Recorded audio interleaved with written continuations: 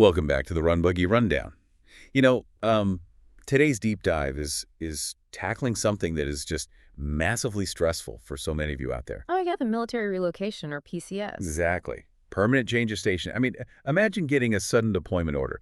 You have exactly like 72 hours to pack up your entire life. Yeah. And staring back at you from the driveway is your daily driver minivan and, I don't know, a half-restored, totally inoperable classic car.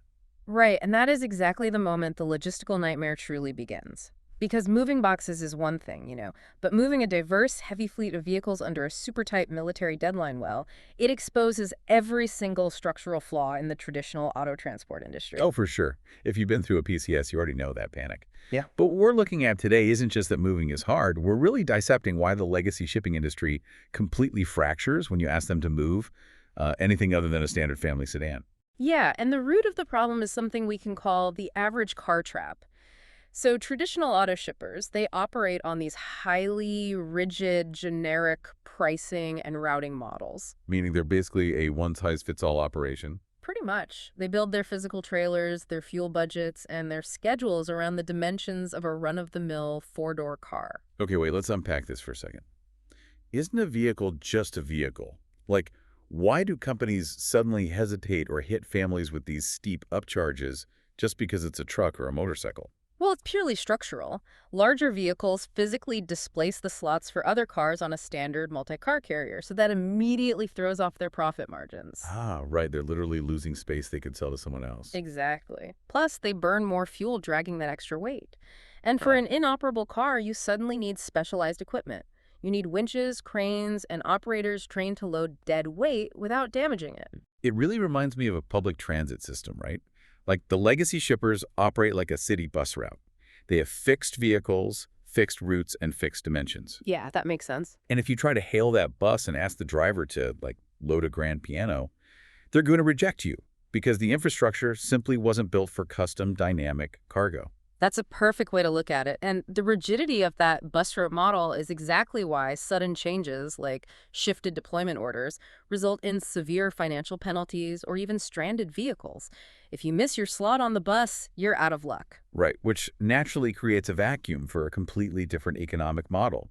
If the bus route fails, you basically need a rideshare network. And looking through our sources, that's precisely the mechanism behind digital platforms like RunBuggy. Yes, and to be clear, RunBuggy has been the go-to platform for businesses since 2018.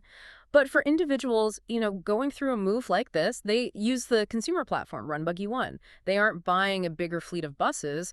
They're changing the underlying architecture to a digital marketplace. So it's essentially a universal adapter for vehicle logistics. Exactly. RunBuggy One aggregates thousands of independent vetted transporters nationwide. So when you input that you have an inoperable classic car in, say, San Diego, the software doesn't just slot you onto a generic route. It actively filters the network, right? Mhm. Like, it's only pinging the specific drivers currently in your zip code who physically possess a winch and have the exact trailer space available for your vehicle's dimensions. You hit the nail on the head. The algorithm matches the specific equipment to the specific cargo in real time.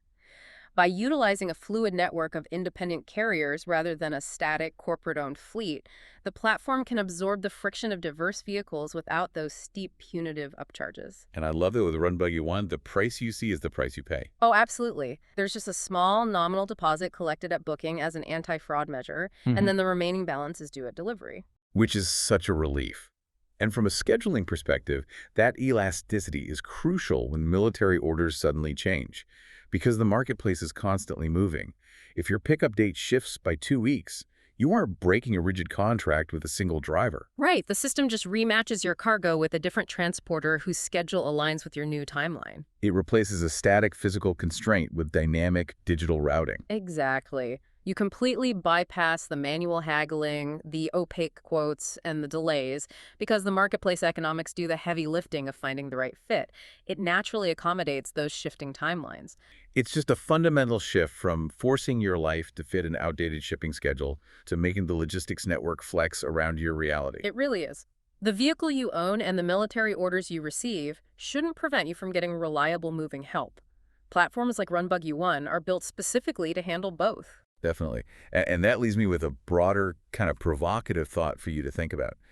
If a digital marketplace can successfully untangle something as heavy, physical, and chaotic as military vehicle relocation, what other highly stressful, rigid legacy